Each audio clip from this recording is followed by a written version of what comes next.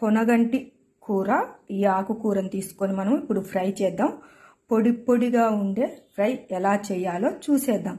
కంటికి ఇది చాలా మంచిదండి. వారానికి ఒకసారైనా ఇది తినాలి, చాలా బాగుంటుంది. పొనగంటి కూర ఇది కంటికి చాలా మంచిదనమాట. ఇది కళ్ళు కొంచెం మసకబడినట్టున్నా చేసినా కూడా ఈ కూర తినడం వల్ల మంచిగా కనబడతాయి అన్నమాట. ఈ పొనగంటి కూరని వారానికి ఒక్కరోజైనా వండుకోవాలి. పాలకూర ఇవి తీసుకున్నట్టుగానే పొనగంటి కూరని తీసుకోవాలన్నమాట. పొనగంటి కూర ఫ్రై చూద్దాం మనం ఇప్పుడు. పెసరపప్పును పచ్చిమిర్చి చూడండి. పొనగంటి కూర ఫ్రై ఎలా చేసుకోవాలో చూసేద్దాం. పొనగంటి కూరని సన్నగా కట్ చేసుకోవాలి. ఈ విధంగా సన్నగా కట్ చేసుకోవాలి. మిర్చి నేను మిక్సీకి వేసేసాను అనమాట. ఎల్లిపాయలు, ఈ పప్పుని ఇప్పుడు ఫ్రై చేద్దాం.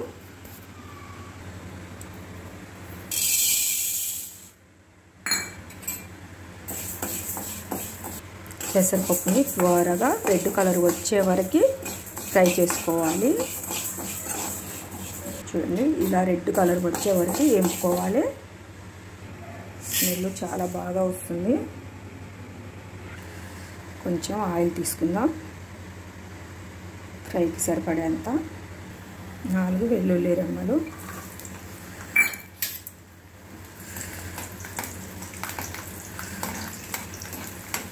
కొంచెం జీలకర్ర, కొంచెం ఆవాలు, కరివేపాకు, కొంచెం కరివేపాకు. తర్వాత సన్నగా తరిగి పెట్టుకున్న ఉల్లిపాయ,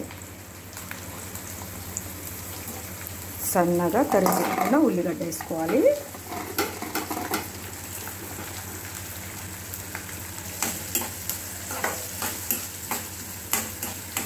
మనం మిక్సీ పట్టి పెట్టుకున్న పచ్చికారం వేస్తున్నాను.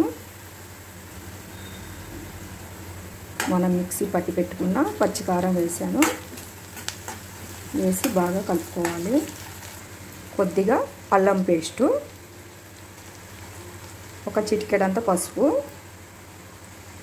ఇంగువ పౌడరు,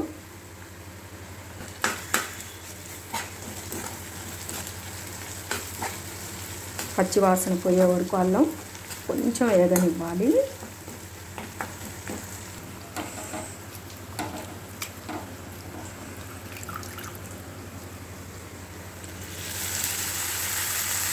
ఈ తాలింపులో పొనగంటి కూర వేసుకోవాలి. ఇది మొత్తం ఆ తాలింపులో కలిసేలా కలుపుకోవాలన్నమాట. మీడియం సైజులో చిన్న మంట పెట్టేసి మూత పెట్టేయాలి. త్వరగా ఏంపి పెట్టుకున్న పెసరపప్పుని మిక్సీలో వేసి కచ్చాబెచ్చగా పొడి చేసుకోవాలి. మిక్సీలో వేసి మంచిగా పొడి చేయాలన్నమాట. ఇలా మిక్సీలో వేసి ఇలా లైట్గా పొడి చేసి పెట్టుకోవాలి.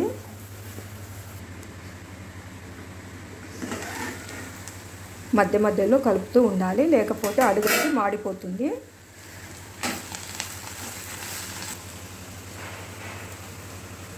రుచికి సరిపడే అంత, మనకి ఎంత రుచి సరిపోతుందో అంత సాల్ట్ వేసుకోవాలి.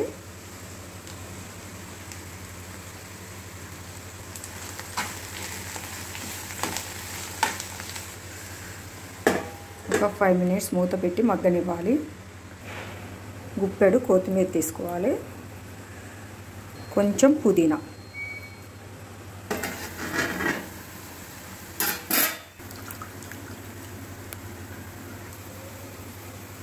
కొత్తిమీర పుదీనాని వేసేసుకోవాలి కర్రీలో. మంచిగా అది కలబెట్టుకోవాలి. ఈ విధంగా కలుపుకోవాలి. కొత్తిమీర పుదీనా మంచిగా కలిసేలాగా మొత్తం కలుపుకోవాలి. ఒక 5 మినిట్స్ మూత పెట్టేద్దాం. ఒక 5 నిమిషాలు అయితే ఉడికిపోద్ది. ఒక స్పూను ధనియాల పొడి, కొంచెం ధనియాల పొడి వేసుకోవాలి లైట్గా. ఇది కళ్ళకి చాలా మంచిదన్నమాట. కంటి చూపు బాగా కనిపిస్తుంది. ఇలా కలుపుకోవాలి. ఒక 2 మినిట్స్ అయితే అయిపోతుంది. 2 నిమిషాలలో మాడకుండా చూసుకోవాలి.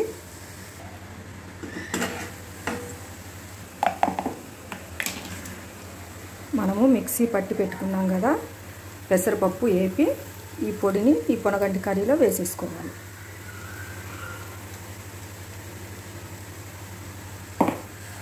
వేసేసి మంచిగా కలుపుకోవాలన్నమాట. పొడి పొడిగా అవుతుంది కర్రీ, చాలా టేస్టీగా ఉంటుంది. పొడి మొత్తం కలిసే వరకు ఇలా కర్రీ అంతా కలుపుకోవాలి. ఎంత పొడి పొడిగా ఉందో చూడండి కర్రీ. స్మెల్ మాత్రం అదిరిపోతుంది. మీరు కూడా ఒకసారి ఇలా ట్రై చేయండి, ఖచ్చితంగా చాలా టేస్టీగా ఉంటుంది. కంటికి చాలా బాగుంటుంది, కళ్ళకి చాలా మంచిదన్నమాట. నా వీడియోస్ మీకు నచ్చినట్టయితే లైక్ చేయండి, సబ్స్క్రైబ్ చేసుకోండి, షేర్ చేయండి. పొనగంటి కూర ఫ్రై రెడీ అయిపోయింది. ఇది చపాతీలలో కానీ పూరీలలో కానీ తింటే చాలా టేస్టీగా ఉంటుంది. మనం మటన్ తిన్నట్టుగానే అనిపిస్తుంది, అంత టేస్టీ వస్తుంది అన్నమాట.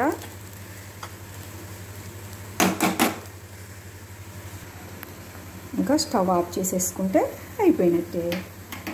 పొనగంటి కూర ఫ్రై రెడీ. మనకి కర్రీ అయితే రెడీ అయిపోయింది. పొడి పొడిగా చాలా చాలా బాగా ఉంది. అసలు దీంట్లోకి ఇప్పుడు నేను పూరీ చేశానన్నమాట. చపాతీలలో కానీ పూరీలలో కానీ కర్రీ చాలా బాగుంటుంది. టేస్ట్ చేసేద్దాం. మన మటన్ తిన్నట్టుగానే ఉంటుంది.